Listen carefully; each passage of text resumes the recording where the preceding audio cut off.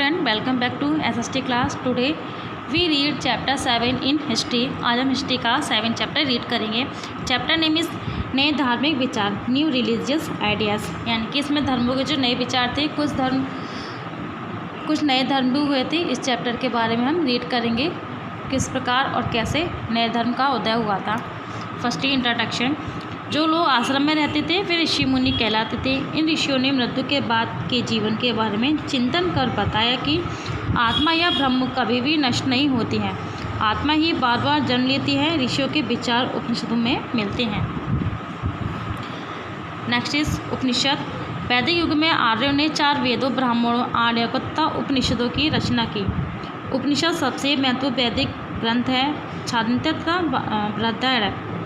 उपनिषद का साधारण अर्थ गुरु के समीप यानी कि चरणों में बैठना है। कम से कम 108 उपनिषद ज्ञात हैं जो 1000 ईसा पूर्व तक के हिंदू शिक्षकों तथा ऋषियों के विचारों को सम्मिलित करते हैं।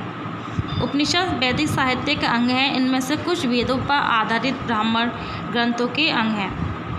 उपनिषद ब्रह्मांड की सृष्टि के विभिन्न सिद्धांतों की व्याख्या करते हैं। उपनिषदों के अनुसार ईश्वर संपूर्ण ब्रह्मांड का कर्ता, सभी जीवों का पालन करता, रचयिता, संहार करता है। उपनिषदों के अनुसार ईश्वर तथा आत्मा मूलतः समरूप ही हैं। दोनों में बाहरी अंतर होते हुए भी एक मौलिक एकता विद्यमान है। नेक्स्ट हमारा जैन एवं बौद्ध धर्म का उदय, यानी कि इस चैप्टर में पढ़ेंगे जैन और बौद्ध धर्म का उदय किस कारण होता है। ये पॉइंट आप स्वयं रीड करिए। देखिए इसमें जैन धर्म यानी जैन हिस्ट्री, जैन धर्म का उदय किस प्रकार और कैसे हुआ था इसके बारे में रीड करते हैं। जैन धर्म ईसा पूर्व 5वीं शताब्दी के समय उत्तरी भारत के गंगा बेसिन में ऐसे समय में विकसित हुआ जब तीर्थ धार्मिक प्रतिक्रिया जारी थी। जैन परंपरा के अनुसार जैन धर्म के संस्थापक तीर्थ का आदिनाथ थे। प्रथम 22 तीर्थकर्ताओं में बारे में अधिक जानकारी प्राप्त नहीं है। 23वें तीर्थ का पार्श्वनाथ और 24वें तीर्थ का वर्धमान महावीर थे। यानी कि जैन धर्म के जो तीर्थकर थे वे 24 थे। 22वें जो है तीर्थ का उनकी जानकारी प्राप्त नहीं है। वर्धमान महावीर का जन्म वैशाली के निकट कुंडग्राम में लगभग 540 ईसा पूर्व में हुआ था। उनके पिता सिद्धार्थ क्षत्रिय कुल के थे। बचपन से ही वर्धमान चिंतनशील प्रवृत्ति के थे। उनका लालन पालन राजसी वैभव के साथ हुआ था, किंतु 29 वर्ष की आयु में उन्होंने गृह त्याग दिया था। अगले 12 वर्षों तक वे ध्यान मगन रहे। कठिन तपस्या से उनका शरीर दुर्बल हो गया, अतः उन्होंने केवल पूर्ण ज्ञान की प्राप्ति हुई और वे जिन कहलाए। उन्हें महावीर भी कहा जाने लगा। अपना शेष जीवन उन्होंने स्थान स्थान पर जैन धर्म का प्रचार करने में लगा दिया। यानी कि 29 वर्ष की आयु में उन्होंने अपना घर त्याग दिया था और 12 साल तक वे ध्यान लगाते, जिससे उन्हें ज्ञान की प्राप्ति हुई और उन्होंने जगह जगह पर जाकर जैन धर्म का प्रचार किया था। इनकी प्रमुख शिक्षाएँ, जैन धर्म की 5 प्रमुख शिक्षाएँ। पहले सत्य बोलो, दूसरी संपत्ति का संग्रह मत करो, तीसरी किसी जीव की हिंसा मत करो, चौथी किसी से कोई वस्तु दान में मत लो, फिर पवित्र जीवन व्यतीत करो, यानी कि अहिंसा जैन धर्म की सबसे बड़ी शिक्षा है। अहिंसा जैन धर्म की सबसे बड़ी शिक्षा है। महावीर किसी भी प्रकार की जीव हिंसा के विरुद्ध थे, चाहे वे कीड़े मकोड़े या सूक्ष्म जीव। यानी कि जो जैन धर्म थे वो किसी प्रकार के अहिंसा की प्रकृति, चाहे वे मनुष्य की मृत्यु हो, कीड़े मकोड़े या किसी की भी मृत्यु हो। महावीर की मृत्यु के लगभग 200 वर्षों के बाद जैन धर्म को संप्रदाय में बंट गया। यानी कि महावीर की मृत्यु के बाद जैन धर्म है वो 2 संप्रदायों में बंट गया। पहला है दिगंबर, दूसरा श्वेतांबर।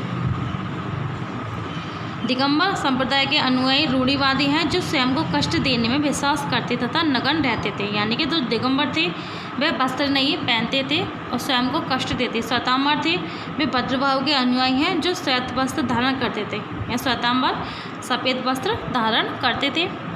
नेक्स्ट है हमारे अब बौद्ध धर्म, यानी बोलते हैं ये बौद्ध धर्म की आधारशिला, फाउंडेशन ऑफ बुद्धिज्म। बौद्ध धर्म पूर्वी भारत में ईसा पूर्व 6वीं शताब्दी में 4वीं शताब्दी के मध्य विकसित हुआ, जो महान सामाजिक परिवर्तनों तथा उत्कृष्ट धार्मिक क्रियाशीलता का काल था। जीवन काल 563 ईसा पूर्व से 483 ईसा पूर्व तक रहा। यह वह समय था जब लोग ब्राह्मणों के कर्मकांडों से अप्रसन्न थे। उत्तर पश्चिम भारत में कुछ साधु संतों ने वेदों के भी पार जानने का प्रयास किया था, सांसारिक त्याग तथा आध्यात्मिक ज्ञान पर अधिक जोर दिया। नेक्स्ट हमारा गौतम बुद्ध का जीवन, लाइफ ऑफ गौतम बुद्ध। गौतम बुद्ध बौद्ध धर्म के संस्थापक थे। उनका जन्म 563 ईसा पूर्व में नेपाल की तराई में कपिलवस्तु के लुम्बिनी वन में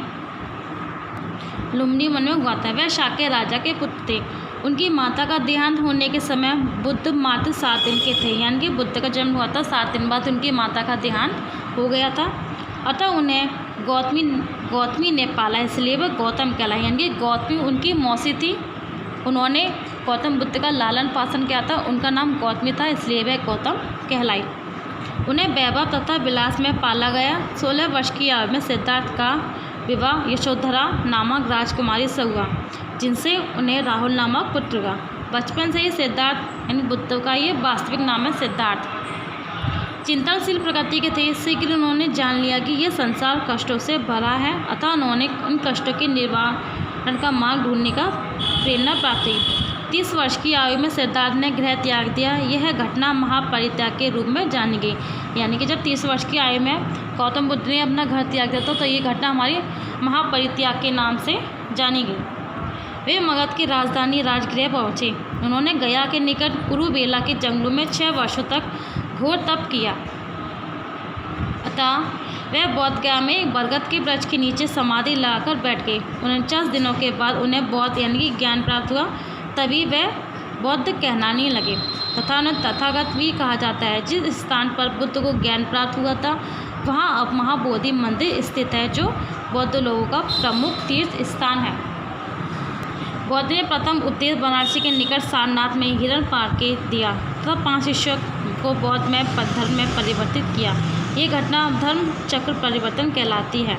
बुद्ध ने अपना शेष जीवन बौद्ध धर्म की शिक्षा देने में लगाया। 80 वर्ष की आयु में कुशीनगर पूर्वी उत्तर प्रदेश में उन्हें निर्वाण प्राप्त हुआ, यानी कि उनकी मृत्यु हो गई थी। ये बौद्ध धर्म की प्रमुख शिक्षा है, ये आप स्वयं रीड करें।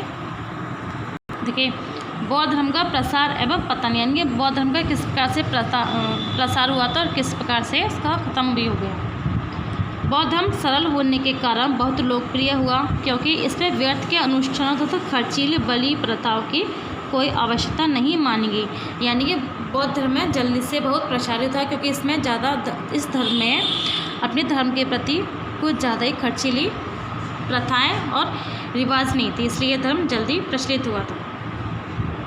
कनिष्क, अशोक आदि अनेक राजाओं ने बौद्ध धर्म का संरक्षण प्रदान किया। बौद्ध धर्म को लोकप्रिय बनाने के लिए देश के बाहर भी इसका प्रचार किया गया। तक्षशिला, नालंदा आदि प्राचीन विश्वविद्यालय बौद्ध शिक्षा के महान केंद्र बन गए।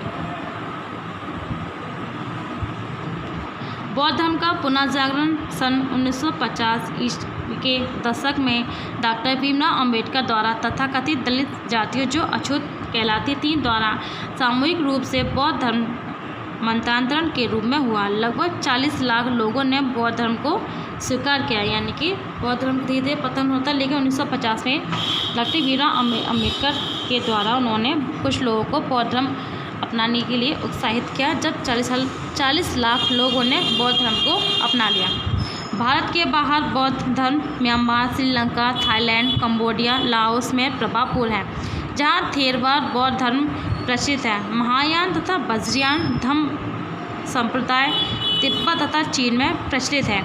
इनके अतिरिक्त बौद्ध धर्म भूटान, नेपाल, जापान तथा मंगोलिया में भी लोकप्रिय है। बौद्ध भिक्षुओं जिन्होंने भारत से बाहर बौद्ध धर्म का प्रचार किया, उन्होंने ही एशिया के विभिन्न भागों में भारतीय संस्कृति का भी प्रचार किया। Chapter is finish. आप लोगों ने इस चैप्टर में जाना कि किस प्रकार से बौद्ध और जैन धर्म का प्रचार हुआ था। I hope you all are understand this chapter and thank you.